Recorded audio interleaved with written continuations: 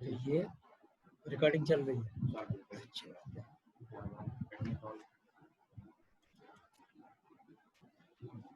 आप screen share कैसे करेंगे? स्क्रीन शेयर कैसे करेंगे? स्क्रीनशॉट स्क्रीन शेयर जो आपने स्क्रीन, वो आता है? हाँ वो आता है, वो आता है।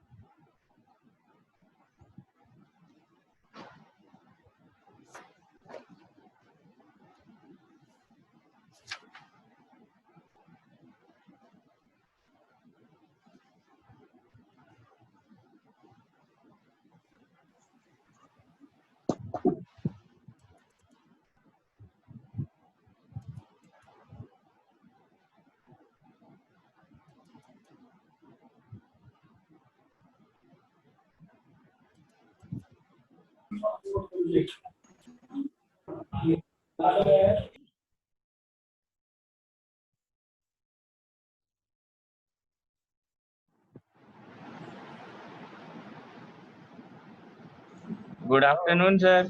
Good afternoon. Good afternoon.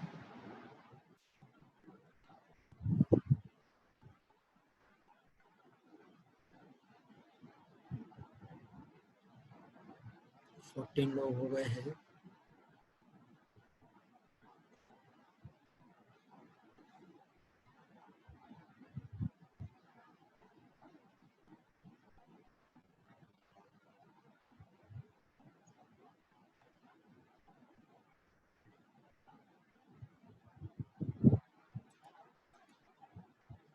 जैसे ही 15 हो जाएंगे वैसे हम स्टार्ट कर देंगे।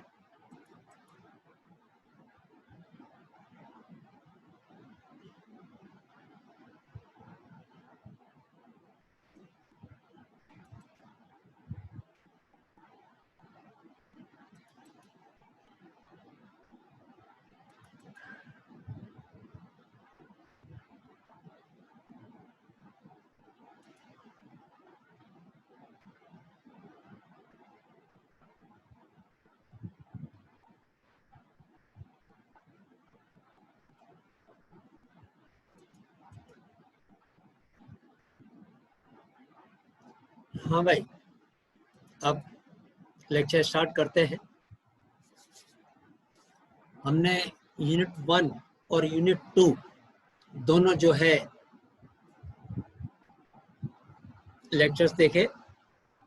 जो पहला यूनिट था उसमें काफ़ी कुछ पहले जो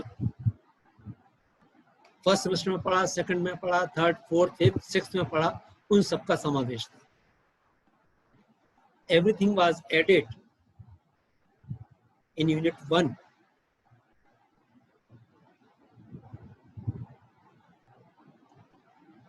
included in the previous methods of manufacturing। सारा कुछ है इसमें, शॉर्ट में जरूर दिया गया कि भाई 6 तरीके की मैन्युफैक्चरिंग मैकेनिकल प्रोसेस क्या होती है, टूल की ज्योमेट्री का उसमें आ गया, और प्रोसेस सिलेक्शन क्या होती है ये आया। प्रोसेस सिलेक्शन के टाइम पर हमको क्या क्या ध्यान रखना चाहिए ये भी था। उसके बाद में फिर उसमें एब्रेसिव जेट मशीनिंग था, एब्रेसिव वाटर जेट मशीनिंग था, अल्ट्रासोनिक था, और अभी जो हम पढ़ रहे थे ये वाला तो यूनिट 2 है हमारा। क्वेश्चंस का पैटर्न जो है पुराने के स्टाइल का नहीं है, अब नए तरीके से हमको जो है, जिस तरीके से लेक्चर नए तरीके से हो रहे हैं वैसे ही ऑब्जेक्टिव टाइप के क्वेश्चन आएंगे। और आपके किसी व्हाट्सएप के ग्रुप में, किसी ग्रुप में आपके 7 सेमेस्टर के ने वो 40 जो क्वेश्चन जो थे जो 8 सेमेस्टर में आए थे, इसी सब्जेक्ट का नाम बदल के, नाम तो वही था, कोड चेंज करके वो आपको उसमें डाला हुआ है। अगर आप शाम तक मैं भी उसको रीलोड कर दूंगा मैं।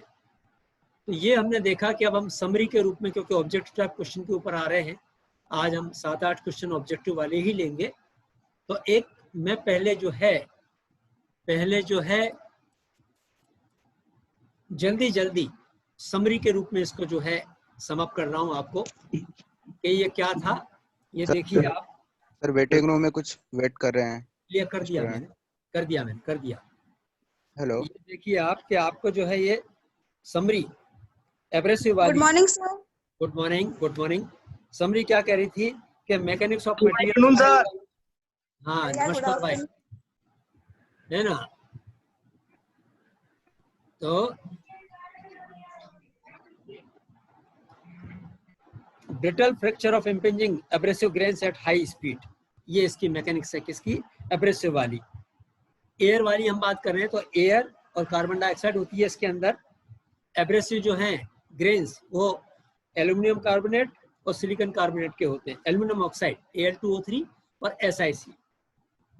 इनका साइज 0.025 से लेके 0.025 से लेके 0.2 तक का इसका जो है साइज रहता है, और 2 से 20 ग्राम तक का जो है इसका मिनिमम वेट रहता है। वेलोसिटी इसकी 150 से लेके 300 मीटर पर सेकंड तक की होती है, जो कि 1 मैक के बराबर होती है। 1 मैक के अंदर 310-320 के करीब रहता है। प्रेशर 2 से लेके 10 atm का रहता है। नोजल टंगस्टन कार्बाइड और सफायर के नीलम के बनते हैं। और रिफिस डाया इसका 0.05 से लेके 0.2 मिलीमीटर तक का रहता है, mm² तक का डाया। लाइफ 12 से लेके और 300 तक की रहती है। 12 से लेके 30 आवर तक जो है हमारी टंगस्टन कार्बाइड की रहती है, और 30 से 300 तक हमारी नीलम की रहती है। अब लाइफ नोजल का distance, tip distance NTD nozzle tip distance, ये 0.25 मिलीमीटर से लेके और 75 मिलीमीटर तक हम रखते हैं। क्रिटिकल पैरामीटर्स क्या है इसके? एब्रेसिव फ्लो रेट, वेलोसिटी, दो तो इसके एयर के लिए हो गए, नोजल टिप डिस्टेंस और nozzle tip dia, abrasive grain size और जेट का इंक्लिनेशन।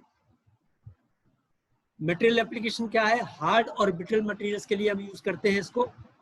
नॉन मेटलिक के ऊपर भी यूज करते हैं, silicon, glass, ceramics, mica, germanium, और स्पेशली फॉर थिन शीट्स के ऊपर यूज करते हैं। ये जो है इसकी समरी, ये हमेशा हमको याद रखनी पड़ती है ऑब्जेक्टिव टाइप क्वेश्चंस के लिए, है ना। ऑब्जेक्टिव टाइप क्वेश्चंस के लिए हमेशा समरी याद रखनी पड़ती है। Shape, drilling, cutting, deburring, etching, cleaning इसी के लिए है। और लिमिटेशंस क्या क्या है इसकी? लिमिटेशन देखिए आप, लिमिटेशंस की है लो मेटल रिमूवल रेट। इसका मेटल रिमूवल रेट बहुत कम होता है, 40 मिनट,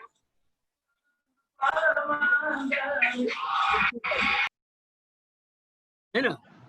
इसके बाद embedding of abrasive in work piece. अगर मेरा डक्टाइल मटेरियल है तो एब्रेसिव उसके अंदर एम्बेडेड हो जाएगा, उसके अंदर घुस जाएगा। Tapering of drill holes, drill करते हैं तो स्ट्रेट नहीं रहता, वो इस तरीके से हो जाता है, ऊपर ज्यादा रहता है, नीचे कम होता चला जाता है। और क्या उसमें possibility of stray abrasive actions, जो उछल के एब्रेसिव जाते हैं तो वो भी इधर उधर जो है एम्बेडमेंट उनका हो जाता है। ये तो रहा हमारा एब्रेसिव का था। और अल्ट्रासोनिक का भी मैं जल्दी इनको खत्म करके उसके बाद में फिर एब्रेसिव क्वेश्चंस के ऊपर आऊंगा। समरी क्या है इसकी अल्ट्रासोनिक वाले की? कि ब्रिटल मटेरियल का फ्रैक्चर करता है बाय इंपैक्टिंग ऑफ एब्रेसिव। उसमें एयर के साथ में हम फोर्स देते थे, एनर्जी देते थे। इसमें अल्ट्रासोनिक इंपल्सेस को हम इसके अंदर इलेक्ट्रोलाइट के अंदर एब्रेसिव उसमें यूज कर देते हैं, और वहां पर उसका जो है एक तरीके से इम्पैक्ट पड़ता है। Due to tool vibrating at high frequency. Medium slurry use करते हैं, वही जो मैं इलेक्ट्रोलाइट कह रहा था, स्लरी यूज करते हैं, और स्लरी के अंदर हमारा जो है ये एब्रेसिव रहता है। एब्रेसिव है ना, SiC, डायमंड, Al2O3, ये जो है B4C, ये सब एब्रेसिव, मतलब टंगस्टन का एल्यूमिनियम कार्बाइड रहेगा और डायमंड रहेगा। डायमंड बहुत ज्यादा हार्ड मटेरियल का रहेगा, और ग्रेड साइज का 100 से 800 तक रहता है। हर बार इसकी जो है क्लीनिंग करते हैं। क्लीनिंग का मतलब जो कम साइज के जो ब्रेक कर जाते हैं ग्रेड एब्रेसिव, वो क्लीनिंग के अंदर निकल जाते हैं नीचे। वो एक्चुअल साइज के जो रहेंगे, जो हमने साइज सेलेक्ट किया है उस पर्टिकुलर मटेरियल के लिए, उस फीड रेट के लिए, उस ऑपरेशन के लिए वही रहेंगे। बाकी ब्रेक होने के बाद वो क्लीन के अंदर बाहर निकल जाते हैं। और फ्रीक्वेंसी इसकी 15 से 30 किलो हर्ट्ज तक रहती है। 15 से 30 जो फ्रीक्वेंसी है उसकी वाइब्रेट करने की। एम्पलीट्यूड 25 से लेके 100 माइक्रोन तक का रहता है, जिसमें वो वाइब्रेट करेगा वो एम्पलीट्यूड। फ्रीक्वेंसी एक अलग है, और कितने में टूल मेरा ऊपर नीचे होगा वो एम्पलीट्यूड है। मटेरियल, टूल मटेरियल सॉफ्ट होता है क्योंकि यहाँ पर कैथोड रहेगा, एनोड का हमारा वर्कपीस रहेगा, और टूल का उससे कोई लेना देना नहीं है क्योंकि टच के अंदर ही नहीं हो रहा, वो कॉन्टेक्ट में नहीं आ रहा है। बस ये तीन, ये जो इसके जो आवर्स जो थे, इसके नहीं, इसके अंदर जो है, इसके अंदर जो है सॉफ्ट मटेरियल इसलिए रखा हुआ है कि इसका कोई काम ही नहीं है। कायदे देखा जाए तो टूल का यहाँ पर कोई काम नहीं है।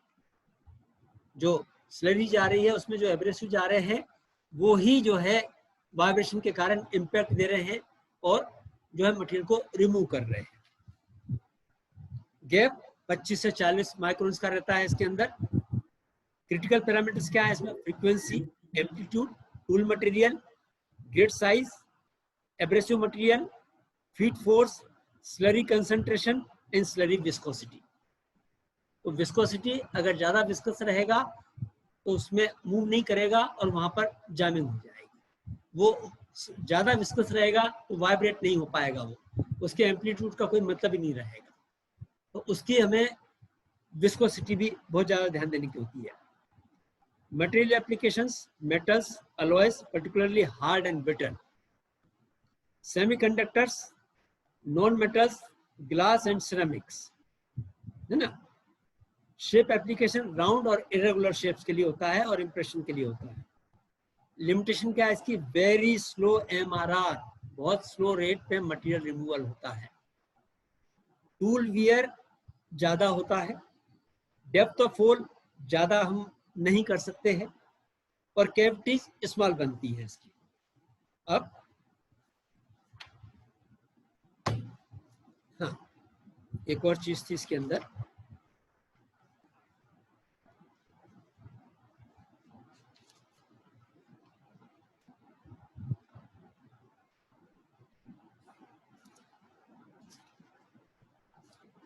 अगर हम ECM की बात करें तो इलेक्ट्रोलाइसिस इसमें मेन काम करता है। मीडियम इसका कंडक्टिव इलेक्ट्रोलाइट रहता है। टूल कॉपर, ब्रास और स्टील के होते हैं। गैप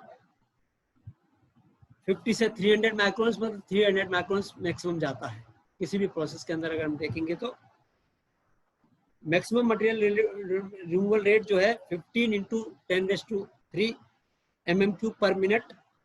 स्पेसिफिक पावर कंजप्शन जो है 7 वाट पर mm³ पर मिनट। तो इसमें पावर कंजप्शन बहुत ज्यादा होता है, ये ध्यान रखना है इसमें। क्रिटिकल पैरामीटर्स इसमें क्या क्या है? Voltage, current, feed rate, electrolyte और इलेक्ट्रोलाइट कंडक्टिविटी, उसकी कंडक्टिविटी इलेक्ट्रोलाइट की कितनी है, ये क्रिटिकल पैरामीटर्स होते हैं। Material application, all conductive materials, कोई सा भी कंडक्टिव अगर मटेरियल है तो हम ECM को उसमें यूज कर सकते हैं। Shape application, blind complex cavities, curved surface, through cutting और लार्ज थ्रू कटिंग, ये सारी हम इलेक्ट्रोकेमिकल मशीनिंग से कर सकते हैं। लिमिटेशंस क्या क्या होती है ये देखें आप।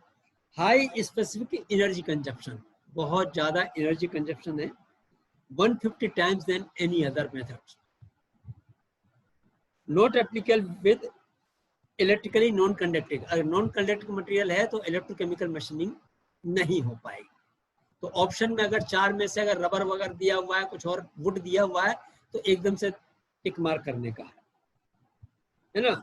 और with very small dimensions, expensive machining, छोटे छोटे डायमेंशन जो होंगे वो नहीं इसमें हो पाएंगे, छोटे छोटे कंपोनेंट्स। अब हम इसमें आते हैं कि हम जो है क्वेश्चन इसके कैसे होते हैं और कैसे हम उनको करेंगे।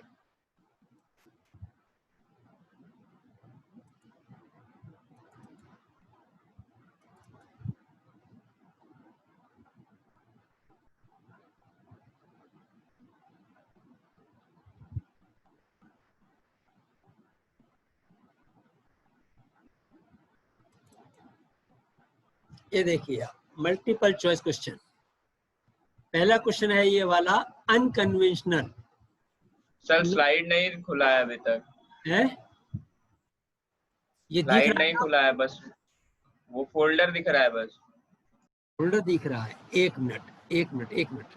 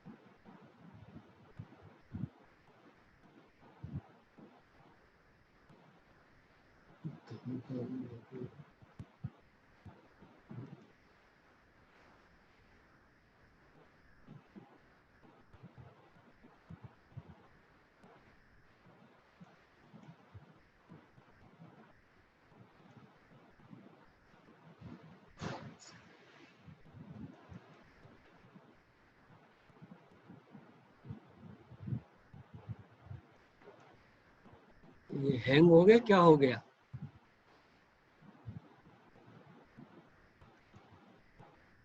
स्क्रीन शेयर फिर से स्टार्ट कीजिए सर, और पीपीटी जो वाला शेयर करना है उस वाले को सेलेक्ट कीजिएगा। शेयर, ये तो किसी का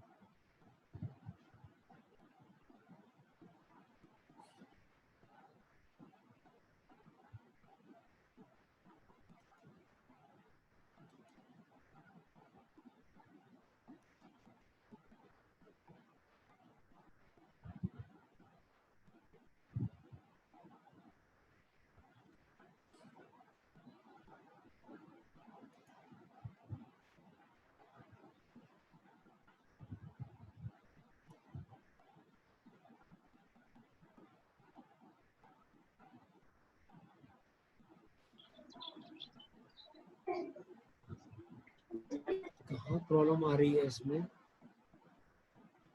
तो प्रॉब्लम आ रही है क्या? हाँ, फाइल लेकर तो वहां जा ही नहीं रहा है। ठीक है तो इसी पढ़ा दीजिए, फिर नहीं आ रहा तो कल देखिएगा। एक मिनट एक मिनट एक मिनट, अरे कल का है तो देखेंगे। देखो भाई, सर फाइल व्हाट्सएप पे शेयर कर दीजिए। मैंने वो तो कर दिया है। एक मिनट रुको, एक मिनट रुको, अपने पास है ना। हाँ, देखो देखो देखो देखो, कहीं कुछ प्रॉब्लम आ गई। वो कह रहा है unconventional machining process are used for specially for किसके लिए होती है ये वाली? A, very high hardness of the work material, b, complex surfaces that cannot be easily obtained by conventional machining, C, difficult geometry that cannot be easily produced by the conventional machining, and D, all of the above. तो इसमें क्या आएगा? all of the above आएगा. Very high hardness के लिए भी है, complex surfaces के लिए भी है, और डिफिकल्ट ज्योमेट्री के लिए भी है. ये तीनों के तीनों इसके अंदर आ रहे हैं. नेक्स्ट था function of the electrolysis ECM के अंदर used in the electrochemical machining. Function क्या है इलेक्ट्रोलाइसिस का? इलेक्ट्रोकेमिकल मशीनिंग, केमिकली हो रहा है और इलेक्ट्रिसिटी का इसमें यूज हो रहा है. एनोड कैथोड बने हुए हैं, ये चीज हमारे दिमाग में उसी वक्त आनी चाहिए. तब क्या है वो? ए, completes the electrical circuit between the tools and the workpiece. A, circuit पूरा होता है. allows desirable machining reactions to take place. Machining मतलब जो है desirable machining reactions को complete होने देता है. carry away the heat generated, heat को भी जनरेट करता है. ये उसकी किसकी बात कर रहा है? इलेक्ट्रोलाइट की बात कर रहा है. और ऑल ऑफ द अबव, तो इसमें भी ऑल ऑफ द अबव आएगा क्योंकि सारे काम कर रहा है इलेक्ट्रोलाइट. इलेक्ट्रिकल सर्किट भी पूरा कर रहा है, मशीनिंग को अलाउ कर रहा है वो, क्योंकि उसी से इम्पैक्ट उसी में से जा रहा है, वो केमिकली जो है उसमें घुल रहा है. और दूसरा हीट को जनरेट, मतलब हीट को जो जनरेटेड हीट है उसको कैरी करके ले जा रहा है, फिर हम उसको बाद में कूलिंग करते हैं. तो ये तीनों, तो इसमें भी ऑल ऑफ द अबव आएगा. Electrolyte used in the electrochemical machining process should have the following properties. तो हमको प्रॉपर्टीज, जैसे उसने इलेक्ट्रोलाइट प्रॉपर्टी की बात करता है तो उसी टाइम हमको पता होना चाहिए कि प्रॉपर्टीज क्या क्या होती है. क्या क्या प्रॉपर्टीज होती हैं? केमिकल स्टेबिलिटी बराबर चाहिए, low viscosity and high specific heat बराबर चाहिए, हाई इलेक्ट्रिकल कंडक्टिविटी बराबर चाहिए, ऑल ऑफ द अबव. तो ये सारे के सारे मेरे को इलेक्ट्रोलाइट के अंदर चाहिए. क्या क्या चाहिए? केमिकल स्टेबिलिटी चाहिए, लो विस्कोसिटी चाहिए और हाई इलेक्ट्रिकल कंडक्टिविटी चाहिए. तो इसमें भी D, all of the above आएगा. ECM इलेक्ट्रोकेमिकल मशीनिंग के अंदर इंक्रीजिंग फीड रेट अगर मैं बढ़ाता हूं तो क्या क्या होता है? क्या results in high removal rate and improve surface finish. High removal rate decrease surface finish, high removal rate, surface finish does not changes affected, and D, none of the above. तो इसमें ECM में क्या होगा? अगर मैं feed rate बढ़ाता हूं तो मैं high removal rate and improve surface finish, है ना. ये ECM की एक तरीके से प्रॉपर्टी है कि ECM हम कब यूज करते हैं कि फीड रेट भी बढ़ाएंगे तो और हमारा सरफेस फिनिश और इम्प्रूव होता है. Electrochemical better surface finish in electrochemical machining कब मिलती है? बेटर सरफेस फिनिश, उसने 3 कंडीशन दी है. लो इलेक्ट्रोलाइट कंसंट्रेशन, इलेक्ट्रोलाइट का कंसंट्रेशन अगर हम कम रखेंगे, लो इलेक्ट्रोलाइट टेम्परेचर, अगर इलेक्ट्रोलाइट का टेम्परेचर कम रखेंगे, लो वोल्टेज रखेंगे, in all of the above. सोच के बताएं. लो वोल्टेज रखें, लो इलेक्ट्रोलाइट टेम्परेचर रखें, लो इलेक्ट्रोलाइट कंसंट्रेशन रखें, तो इसमें भी ऑल ऑफ द अबव आएगा. टेम्परेचर हम कम करते हैं तो कूलिंग सिस्टम लगाते हैं. लो इलेक्ट्रोलाइट टेम्परेचर, लो वोल्टेज जो है हमारा जो है 16 से लेके 30 तक के बीच में होता है, तो हीट होगा तो प्रॉब्लम आएगी. वोल्टेज ज्यादा रहेगा तो प्रॉब्लम आएगी, क्योंकि वोल्टेज अगर ज्यादा है तो हीटिंग इफेक्ट बढ़ जाएगा. तो low voltage, low electric temperature and low electrolyte concentration अगर बढ़ जाएगा तब क्या होगा? फ्लो रेट के अंदर प्रॉब्लम आ जाएगी, उसके अंदर फ्लो रेट के अंदर प्रॉब्लम आ जाएगी. तो ऑल ऑफ द अबव इसमें भी डी रहेगा. Limitation of the USM, metal removal rates are large. Limitation है tool wear is high, limitation है sharp corners can not be produced, tool wear is high, और sharp corners can not be produced. C, it is affected by the electrical और chemical characteristics of the work material and it can not be used with the brittle material. 4 दिए हैं। तो इसमें जो हमारा B, tool wear is high and corner sharp corners can not be produced, ये limitation है USM की। Tool wear ज्यादा होता है ना, क्योंकि कॉपर के और उसी के मतलब कम उसके जो है हम बनाते हैं, टूल वियर बहुत ज्यादा है और शार्प कॉर्नर्स उससे नहीं बना पाते। और लास्ट वाला है एक, increasing the feed rate in abrasive water jet machining. Abrasive water jet machining मतलब जेट मेरी वाटर से बन रही है और उसमें मैं एब्रेसिव मिला रहा हूं, प्रेशर बढ़ा रहा हूं मैं, वो सिस्टम अलग है ना, प्रेशर बढ़ाने का। और अलग से जो है मैं बाद में इसको वाटर जेट में मतलब मिला रहा हूं। तो क्या कह रहा है वो कि वाटर जेट मशीनिंग में increasing the feed rate improves the surface finish, decreases the drag। Drag क्या होता है, जब मैं तेजी से आगे बढ़ाता हूं तो इस तरीके से पीछे फीड ज्यादा होगा तो ड्रैग ज्यादा होगा। और फीड रेट बढ़ाने की बात कर रहा है तो डिक्रीजेस द ड्रैग नहीं फीड रेट अगर बढ़ाऊंगा तो मेरा तो ड्रैग जो है बढ़ जाएगा। Surface finish gets deteriorated, surface finish deteriorated और नन ऑफ द अबव, इनमें से कुछ भी नहीं होगा। Improves the surface finish, feed rate बढ़ाने से, डिक्रीज द ड्रैग, ड्रैग कम हो जाएगा, सरफेस फिनिश जो है गेट डिटीरियोरेटेड। तो इसका 20 का C, surface finish gets deteriorated, surface finish जो है उसकी वो खराब हो जाएगी वाटर जेट के अंदर, क्योंकि उसको क्लियर करने के लिए, सरफेस फिनिश की फिनिश को बनाए रखने के लिए जो टाइम मुझे चाहिए वो टाइम मेरा कम हो जाएगा। तो एक तरीके से, और जैसे रफ कटिंग होती है उस तरीके से ही रफ सरफेस जो है जनरेट होना स्टार्ट हो जाएंगे। ये मैंने आपको ट्रायल के लिए जो उसमें लिखा हुआ है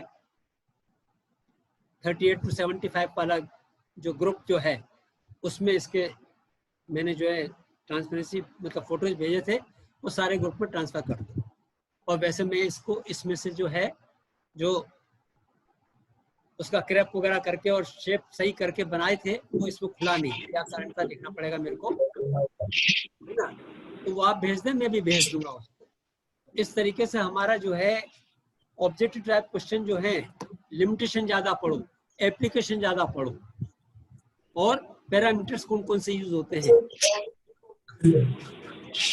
और शॉर्ट